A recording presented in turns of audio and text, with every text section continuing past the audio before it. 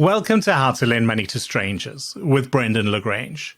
I've been madly busy recently, and that's without getting past the first chapter of the book I've been promising to write this year. No, my time has been spent recording episodes to close out this season of How to Lend Money to Strangers and recording the episodes to launch the first season of hAIghtened Senses, a new podcast project I'm co-creating with Christo van Zyl. We haven't been talking about it much yet, but if you are interested in the way in which technology is enhancing and expanding the reach of our human senses, think drone-carried cameras paired with AI image recognition or used in medical diagnostics. Think chemical sniffers or AI algorithms that can take away the noise from a construction environment without limiting our communication. Or, like Christo and I heard in a phone call that ended just hours ago, flying a drone over a volcano to capture images we couldn't get any other way. We're not going to be too fussy about it, so pretty much anything innovative that exists within sight of those topics is fair game. There's not much there yet, but it's launching in May, so we are busy creating the social media channels, and if Christo or I reach out to ask you to follow a page or two, please do oblige. That's hAIghtened Senses, but spelled with an AI instead of an EI. So hAIghtened Senses. And this show is still going strong. In fact, we've got an episode right here.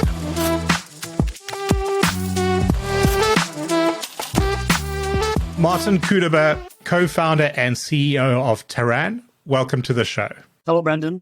Martin, your academic roots are in mathematics, but your professional roots, at least where it comes to banking, are not just in the exciting world of debt and derivative trading, but in debt and derivative trading during the height of the great financial crisis. So let's start with some stories from there. What did your early career look like? I was studying math and law, and I think like many people of my age, I was influenced by my uncle. He was a banker, and he told me, go to investment banking or trading. And he said, like, you can, do it for a few years and then you can leave and do everything else. So it sounded like a good idea. So I applied for a job in a bank in the investment banking division. It was called Debt Capital Markets. And I joined in November 2008, very shortly after the Lehman collapse. And markets were like completely frozen. Nothing was happening. I was going to the office. There was nothing to do. I was like, what the hell is this? They started to be active again because of the zero interest rates over the world. The clients actually became very active. So I think I learned a lot. I was like still very young. But after a few years, I think the learning curve somehow flatlined. I was, thinking what to do next. And I was like gravitating towards trading. So there was like this new emerging class of algo trading firms. And again, like very, steep learning curve. I learned a lot. I love the daily dynamics of the market. Like that every day you are solving some interesting problems or puzzles. Plus, I met my future wife there.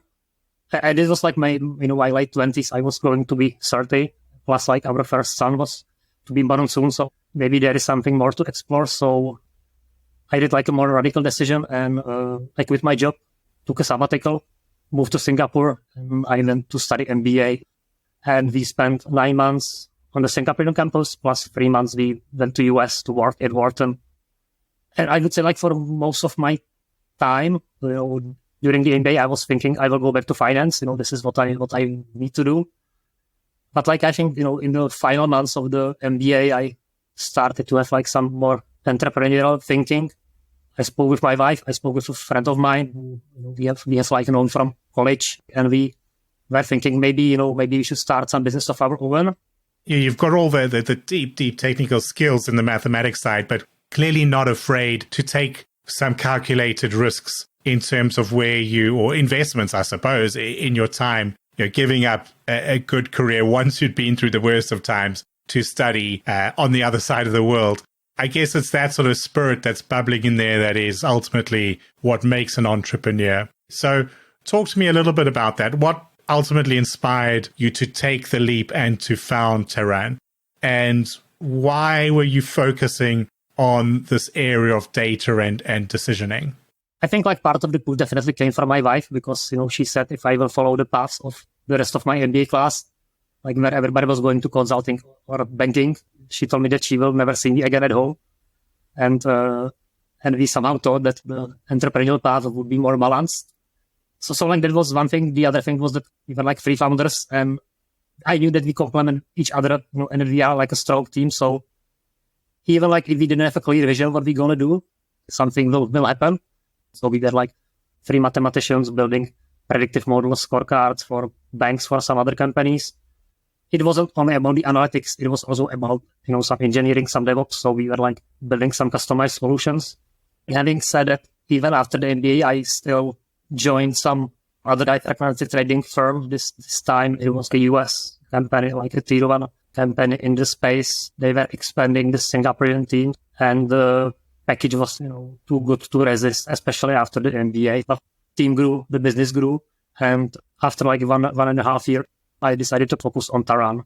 And I want to talk about one of those early successes, because the nature of this show is when I talk about analytics and I talk about data science or I talk about decisioning, invariably I'm talking to someone who's doing it in lending or in financial services. But one of those early successes was in e-commerce. And I'm quite interested in that because it's not a data set I'm familiar with, but also it feels to me, at least from the outside, like there's even more possibilities. We're not just saying yes or no on a loan, but you've got all sorts of products and prices and locations to think about. So talk to me about Taran and that early work you were doing as the business was getting going. Mm-hmm.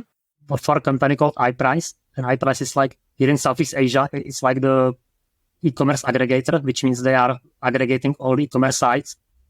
So like, the users can compare the products, and because they're aggregating all the products from all e-commerce sites, it's like, hundreds of millions of items. And I think nowadays like billions. And then when somebody is, for example, searching watches on the website, like let's say you want to search for Rolex watches, there is like 20,000 hits.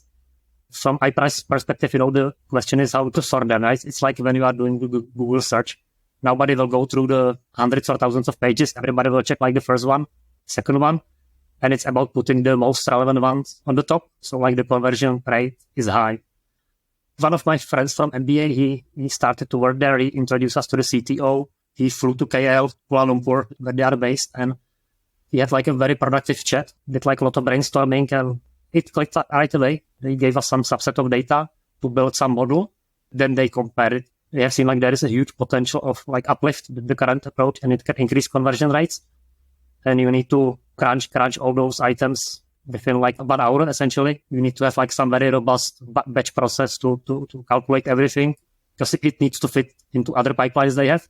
So then essentially it was about designing and building some like robust big data architecture. And like the initial POC, that took us like, 2 weeks or 3 weeks to build a model. But then we spent like 6+ months building the actual architecture in their cloud. So yeah, we can make theoretical models, but if we're not smart about optimizing those for user experience, then they're no good.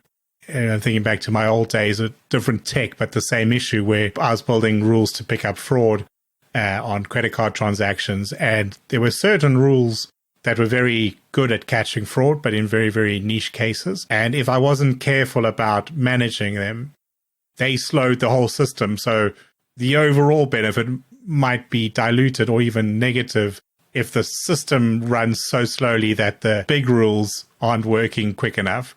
And as Taran grew, you expanded your offerings. And now I guess the flagship, or at least in terms of this audience, is Taran Decision Manager. So talk to me a little bit about what was the inspiration behind that, the move into building a decisioning system first, I guess. And then we can start deep diving what it's doing differently. I think it was partly due to a chance that we eventually built Taran DM, because it was, I think, around beginning of 2020, and we had like 2 interesting projects.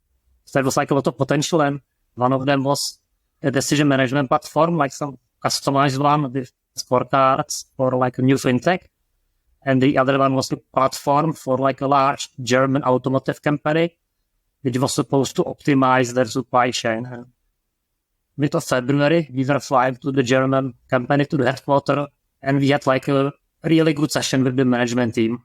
Everything like clicked, like, a lot of ideas how to move it further. We were like super excited about it. But as I said, like it was February 2020. So when COVID was spreading, like within a few weeks, those guys stopped answering our emails. And when we got back to them later, they said, sorry, but our supply chains went haywire because of COVID. We cannot do anything few months or maybe even few years. So that got killed, and we ended up with the other second big project, which honestly was, I think, better fit for us because most of the team was coming from the finance. We had like experience with infrastructures doing like real-time decisions, whether it was credit risk, whether it was the high-frequency trading. Plus, a large part of the team came from actual credit risk teams where they have been using the tools such as FICO Blaze or Experian Power Curve. We know the strong points, the weak points. So we got to the, I would say, drawing board, and we thought maybe there is like a market opportunity here. Let's basically build something. And we started to develop what's now called Taran DM, Taran Decision Manager. And we built like a first version, first few clients, first few RFPs, and the feedback was good. And in the second half of 2022, we just said, let's make this our flagship product of our company. And essentially, we stopped being like a primarily consulting company, and we became like a software company. I've seen you describe Taran DM as helping companies automate and improve their decisions, bringing both efficiency and flexibility to complex data-driven decision processes. In practical terms, if we break down the Taran DM product, how does it do that? What are the key features? There is like a functional point of view and technical point of view. So from the functional point of view, we wanted to build a tool which will be covering the decisioning process end to end. Because from the practitioner point of view, you need to collect some data, which means you need to connect to some systems. You need to have some data integrations or capability to connect very easily to various data sources within the company or outside the company, like credit bureau. You need to, to ingest those data, and then typically you would run some processing, some ETL, something like that, which again, like in typical engines is like not happening in the engine. It's done before. Yeah. As an analyst, my biggest problem with those is that I could never explore new data because if I wanted to try some data that wasn't in the system, I first had to get it prioritized through IT to build an integration. And that wouldn't get done because I had no proof it was of any value. So it really limits any innovation in the data world. If every time you want to explore a new concept, a new data source, it requires 6 months of IT's work, it's never going to get done. So a genuine problem to anyone who was doing analytics in the day. Yeah, so and it was actually our overarching theme that we wanted to bring control to the business users. Basically, we wanted to decrease the dependence of the business users on the IT. Because it has implications. Yeah? It's not only about data ingestion, data processing. It's also about deploying the changes. So ideally, when the business user changes something, he or she should be able to deploy the changes without the help of IT, which hasn't been the case always in the traditional systems. Or, for example, the model deployment. This was very important part, coming from the analytics background. We added some simulation capabilities that also something we were missing in the traditional engines, because in Taran DM, if you are a risk manager, you change the policy, you change some rule, you can click one button and a report will pop up, and the report will show you what would be the impact of my change on the approval rate, on the risk rates, on the scoring, and that kind of stuff. Yeah. As you said, for the actual user, these are things that people have been wanting for a long time, just that ability to do their jobs without having to accommodate system restrictions and get moving. A lot of time saving in terms of handing off and taking back projects, as well as making it better overall. As a risk manager, you should be really not dependent much on the IT. You should be able to do a lot of the stuff yourself. So that's on the functional side. I think we have some advantages on the technical side as well. Because historically, again, most engines were on-premise solutions. You had to install it locally within the bank. Nowadays, what we see on the market is that most of the vendors, they are actually moving, flipping it, and they are moving to the software as a service. And that's the only option. Yeah. So what we did is we built a platform which is universal and can run in our cloud, which is the software as a service. But most clients, most banks and fintechs who are dealing with some sensitive data, they actually prefer our other option, which is when it's running on their side. So we take the platform and we put it into their infrastructure, either their cloud or their on-premise. In software as a service, you are sending data to the vendor, and you don't know what they are doing with it, and so there is somewhat of IT security and regulatory and compliance headaches. Whereas if we deploy to the client side, we don't have access to anything. So it's much easier, for the IT and IT security and legal, to sign off on this. a lot of the clients are like mentioning this as a very important factor when doing the decision. Yeah, I mean, I've worked on projects that have been shut down for exactly those reasons. Either the country doesn't allow data to go offshore or the company doesn't allow data to go offshore. But no matter what you're going to say from that point on, if your system doesn't sit in the right place, it's not good for anybody. So it's awesome to have those two options built into that Taran. And in this decisioning world, AI in some form or another has been there for a long time, but we're starting to see a shift in what AI means and what it's delivering. Your emails are in like info@taran.ai. So talk to me about that. What aspect does AI play in this decisioning system? And are you able to help lenders come to grips with the new possibilities that are out there? So let's say nowadays learning models, it's no longer only logistic regression. Now it's like modern methods like XGBoost. And those you can like easily deploy through Taran DM as well. So you can really operationalize any type of model you develop for any purposes through Taran DM, like very, very easy, like just like a direct integration with Python, which is like nowadays the most common language. And when you develop a new model, drag and drop into the Taran DM and it will run it. Martin, my next question is more sort of business related and more, I guess, driven by my own curiosity. I used to sell decisioning software myself sort of a decade or more ago, just as this idea of software as a service was becoming a thing. And it felt like there were two or three names that if it was a bank, you knew they were going to buy from one of the three of you.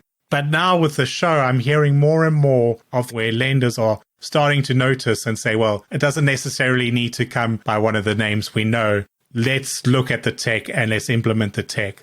What does that look like for you trying to bring these products to market?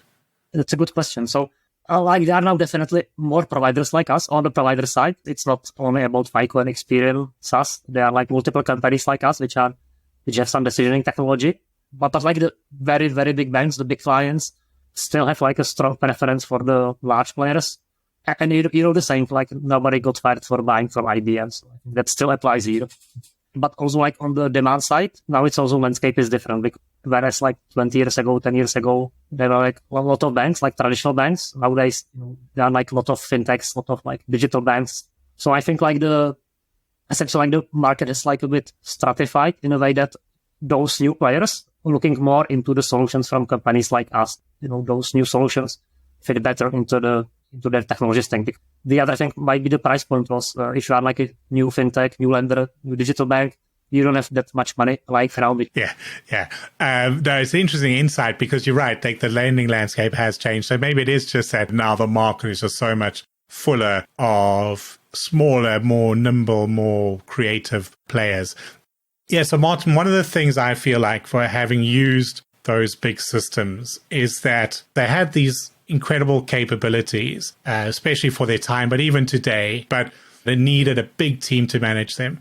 So you needed a credit analyst working together with a data infrastructure person, working together with an IT person. And if you were a big bank with 100 people in a decisioning team, that was all right. You were big enough to have these people all in one team. But as soon as you weren't a big giant international bank and your credit decisioning team was only 2 or 3 people, you had no ability to pull out those benefits. And it seems to me like the systems like Taran DM are bringing fresh capabilities, cutting edge technology of today, but also just freeing that up, that a team of any size can react and respond a lot quicker than before. Yeah, so I think like this is a great insight that because like essentially if you have unlimited resources, as you said, like large bank, large IT, large engineering team, a lot of risk people, you are like probably able to do a lot of the stuff in sufficient time frame. But like once you want to, optimize the resources or you are like a smaller organization, using those traditional systems might be a bit more trickier. So, that's like one thing, the amount of resources. I think the other dimension, like related one, is the velocity of the changes. Yeah, because I can imagine that 20 years ago, you prepared some approval policy, some scorecard, and you were able to live with it for many years. But like since the world is changing and everything's move faster, and then you got things like pandemic and all that, then like of course you need to iterate, you need to to experiment more, you need to minimize the time to market when it comes to new changes. So that's why I think those new tools like Taran DM or other flexible decision engines, that's why they have like a path into the future. Yeah, it's a great point because if you think about modeling, and, the need for historic data, or historic models. First, we had, as you say, COVID, and they said, well, the history doesn't represent the current period because COVID's changed everything. And then from COVID, we went into a massive increase in interest rates. So now I'm saying, well, the past also doesn't represent this new future. And so now if you're sitting there with a model today that was built pre-COVID, would it still be predictive? Yeah, maybe it's still rank ordering in some sort of way, but it's, you really would rather be working with data in a model that was built for what we see today. And if you can't do that, you could find yourself in trouble in the future. And I mean, it's evidence in terms of your client list, working with customers across the world. So multiple industries, multiple marketplaces. Are there any that really showcase how much you're able to do with the Taran DM once it's implemented? I think like for the audience of your podcast, like the biggest name would be Neo Financial, the largest digital bank in Canada. They have been using Taran DM for more than a year now. A really good relationship because they are using it a lot. They are providing a lot of feedback, what they want to see, what we can improve in the platform. And at the same time, it allowed them to, I think, be more flexible in their decisioning because before basically we arrived, before they started to look for engine, they were I believe in a situation which I see at many fintechs that you start building something, you first you decide to build it internally, including your decisioning system. So you are building, and it ends up being quite engineering. So it works for the first use case, for the purpose which you designed it for. But once you want to scale, you want to add new products, you want to enter new markets, it's not easily scalable because it has been hard coded for the specific use case, let's say origination, and it cannot be applied to collections easily and stuff like that. So yeah, and I mean it's a good point because if you're a business that's wanting to be nimble, wanting to be able to pivot as the market needs, it's one thing to buy the latest system today and feel a little bit superior to say, our system is up to date and my competitors is 20 years old. But if that system's not going to grow with you and change with you, it's just going to be you in the future. So Canada's a market. We know Neo Financial's a name many people will have heard of. But I had a look at your website there, tarandm.com. You've got a list of some of your customers, some of the use cases. North America, Asia, Australia, Africa, Europe. There's customers using your system around the world. Martin, if somebody wants to speak to you, wants to see some of those use cases, you're pretty easy to contact at info@taran.ai. But where else online should people go to follow the stories, to maybe have a conversation?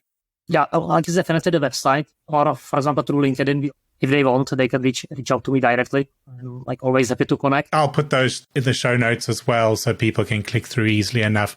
TaranDM.com is a great place to start. I'm scrolling through now. You've got the different industries broken down, a little button to click for a demo, plus the usual stuff where you deep dive the capabilities. But I'll include all those links to the social media type stuff as well. Yeah, thanks again for your time, Martin. I think if we want to really use big data, we want to use new AI techniques, and we want that flexibility to innovate and to make those big changes in our lending businesses, we need a system that can do that. So wonderful to hear that you're making inroads already. A journey I'm going to keep an eye on and see where you go from there. But yeah, thank you again for making the time to come on the show. Thank you, Brendan. I really appreciate it. And thank you all for listening. Please do look for and follow the show on your favorite podcast platform, and share the updates widely on LinkedIn. Plus, send me a connection request while you're there. This show is written and recorded by myself, Brendan Lagrange, in Brighton, England.